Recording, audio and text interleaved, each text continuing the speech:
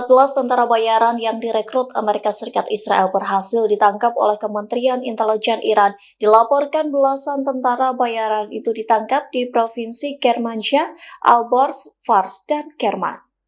Kementerian Pertahanan Iran mengatakan sebuah sel operasional fraksi teroris berhasil dibongkar di Kermanshah.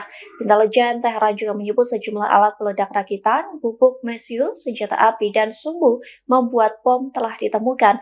Kemudian 3 terminal internet satelit juga disita dari tempat persembunyian tentara bayaran Amerika Serikat Israel.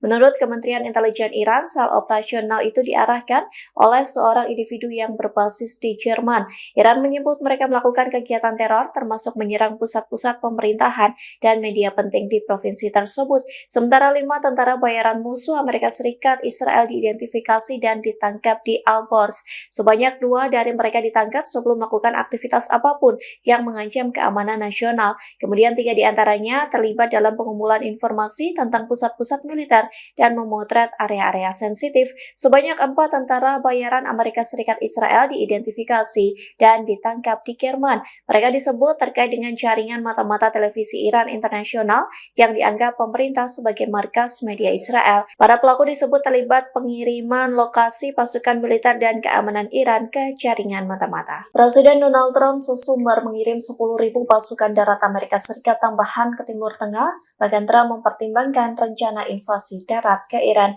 Terkait hal itu, India menilai sejatinya Amerika Serikat belum siap melakukan invasi darat ke Teheran. Hal itu disampaikan mantan Kepala Badan Intelijen Luar Negeri India yakni Dulat, yang mengatakan rencana invasi darat ke Iran akan sulit diterima oleh publik Amerika Serikat.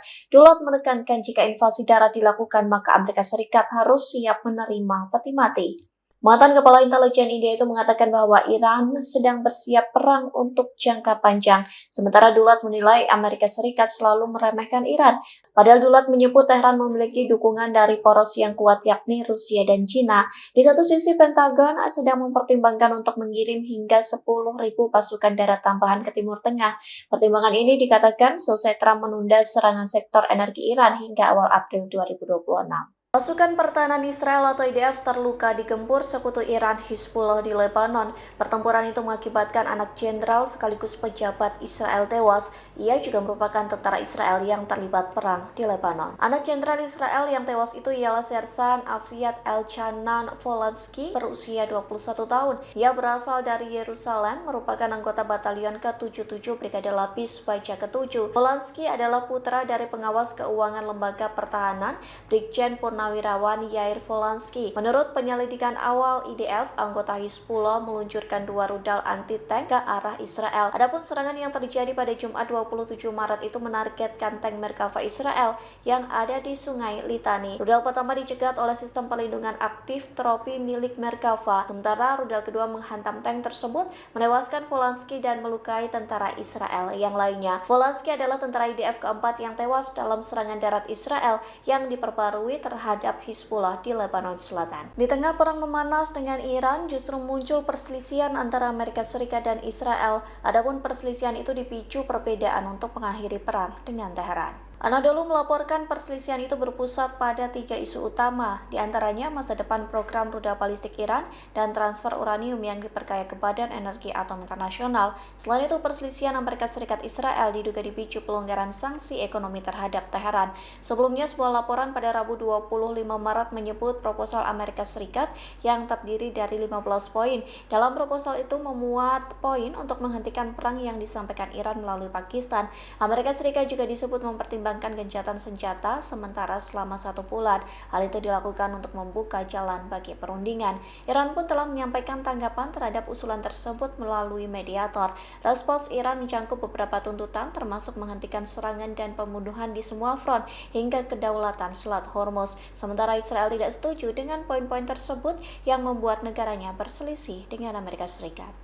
Asia Tenggara kewalahan selesai aliran minyak dan gas yang melalui Selat Hormuz terganggu imbas serangan Amerika Serikat Israel melawan Iran. Di saat yang bersamaan Cina muncul sebagai penyelamat di Asia Tenggara, Cina bersedia memperkuat koordinasi dan kerjasama di Asia Tenggara. Hal itu disampaikan juru bicara Kementerian Luar Negeri Cina Lian Jian dalam konferensi persnya. Dia menyebut Cina memanfaatkan krisis di Timur Tengah untuk tampil sebagai aktor yang bertanggung jawab. Cina menyerukan deeskalasi di Timur Tengah serta berjanji bekerjasama dengan negara Asia Tenggara. Negara tersebut berjanji berupaya mengatasi kekurangan energi. Hal tersebut disampaikan Li Mingjiang, Profesor Madhya di S. Rajaratnam School of International Studies Singapura kepada DW. Beijing juga sejalan dengan sikap umum negara-negara Asia Tenggara terkait Iran, yakni mendorong diplomasi. Seperti negara di kawasan, pemerintah Cina ingin Selat Hormuz segera dibuka kembali. Namun Cina tetap berhati-hati agar tidak terseret langsung ke dalam konflik. Prof. Hikmah, ini juga menjadi sorotan publik terkait kapal tanker berbendera Iran yang katanya sudah pernah dilelang oleh Kejaksaan Agung tahun 2025.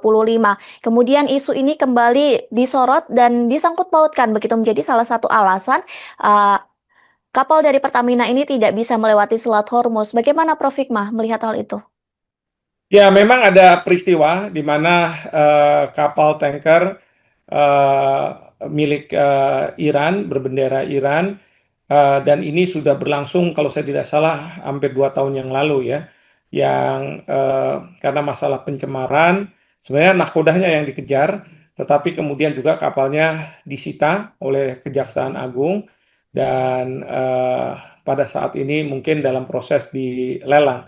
Sebenarnya kapalnya sendiri sih mungkin harganya tidak terlalu besar ya, tetapi minyak yang ada di dalam kapal itu yang jumlahnya cukup signifikan.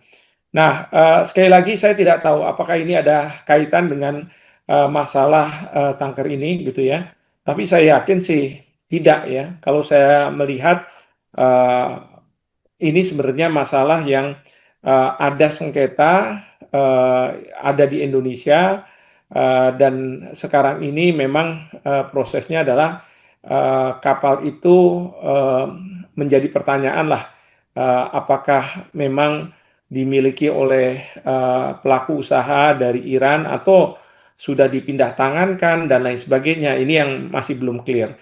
Tetapi satu hal, saya berharap bahwa ini tidak berkaitan dengan kemudian Indonesia tidak diberikan akses, karena